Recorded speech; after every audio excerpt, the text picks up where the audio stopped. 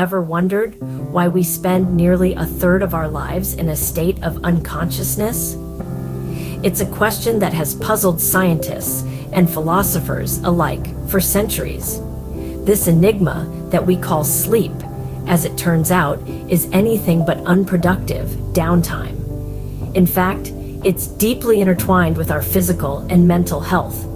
Sleep is a fascinating paradox. It seems like a passive activity, but while we're snoozing, our bodies and minds are hard at work.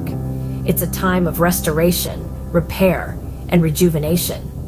Our cells regenerate, our tissues heal, our immune system strengthens, and our brain processes the information we've gathered throughout the day. It's like our very own nightly tune-up, keeping our biological engines running smoothly. But it's not just about quantity, it's also about quality. Sleep isn't a one-size-fits-all kind of deal. It's a complex process that unfolds in multiple stages, each with its own unique purpose. There's the light sleep stage, where we're just drifting off, the deep sleep stage, where most of the physical restoration happens, and the REM, or rapid eye movement stage, where our most vivid dreams occur and our brains are almost as active as when we're awake. This intricate dance of sleep cycles repeats several times throughout the night, with each cycle lasting around 90 minutes. And it's not just about clocking in the hours, it's about having the right balance of these stages. Too little deep sleep can leave us feeling physically drained, while a lack of REM sleep can impact our mood and cognitive functions. So sleep isn't just a luxury or a way to escape from the world for a few blissful hours. It's a biological necessity, a cornerstone of our health, and a fascinating window into the workings of our bodies and minds. Understanding the science of sleep can help us appreciate its role in maintaining our overall health. So, what really happens when we close our eyes and drift off into the world of dreams? Well, sleep is not just a passive state of rest. It's a dynamic process that involves various stages, each with its unique characteristics and functions.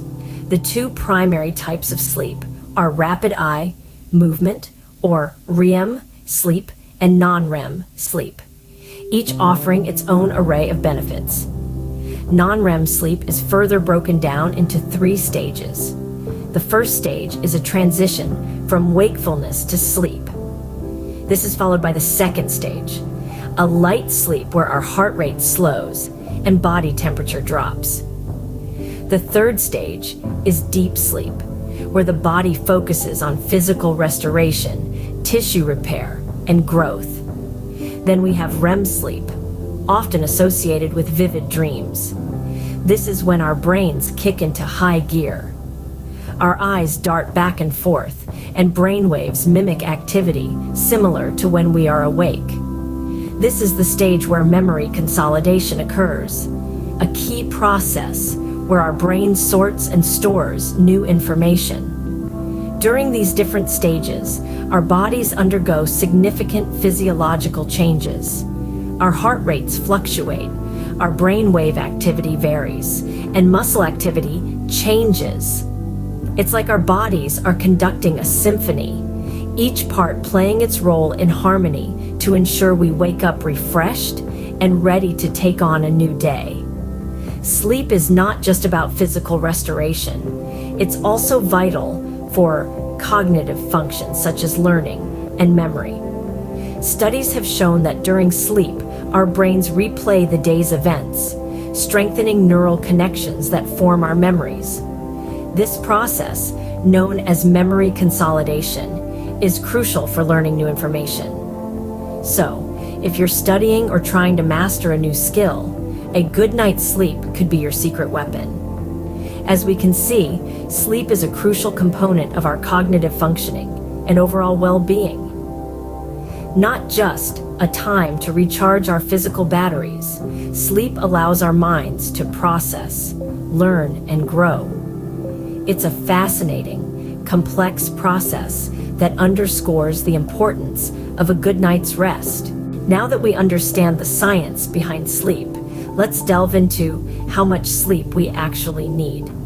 The National Sleep Foundation recommends newborns to have between 14 to 17 hours of sleep. Infants should aim for 12 to 15 hours, while toddlers require 11 to 14 hours. As we move into the school-age years, children should be getting 9 to 11 hours of sleep. Teenagers need 8 to 10 hours, while adults and seniors should aim for 7 to 9 hours. However, these are just guidelines, and the actual amount of sleep needed can vary based on individual differences and lifestyle factors. Some people might function well on 6 hours, while others need a full 9 hours to feel refreshed and rejuvenated. It's important to pay attention to your body and recognize when you are not getting enough sleep. While the amount of sleep can vary, the quality of sleep is universally important. What happens when we don't get enough sleep?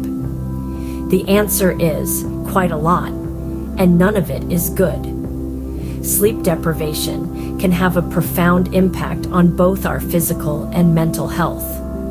Let's start with our bodies. When we don't get enough sleep, our immune system weakens, making us more susceptible to infections.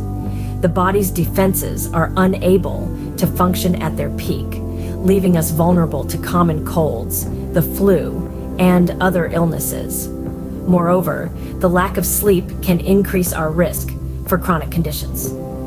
Heart disease and diabetes, for instance, are two conditions that have been linked to insufficient sleep. These conditions are serious and can significantly shorten our lifespan. On the mental health front, sleep deprivation can lead to cognitive impairment. It can affect our memory, concentration, and decision-making skills. In fact, prolonged periods of insufficient sleep can make these impairments become more permanent and even lead to brain damage. Furthermore, sleep deprivation can trigger mood disorders. It's not uncommon for people who are chronically sleep deprived to experience symptoms of depression, anxiety, and even bipolar disorder.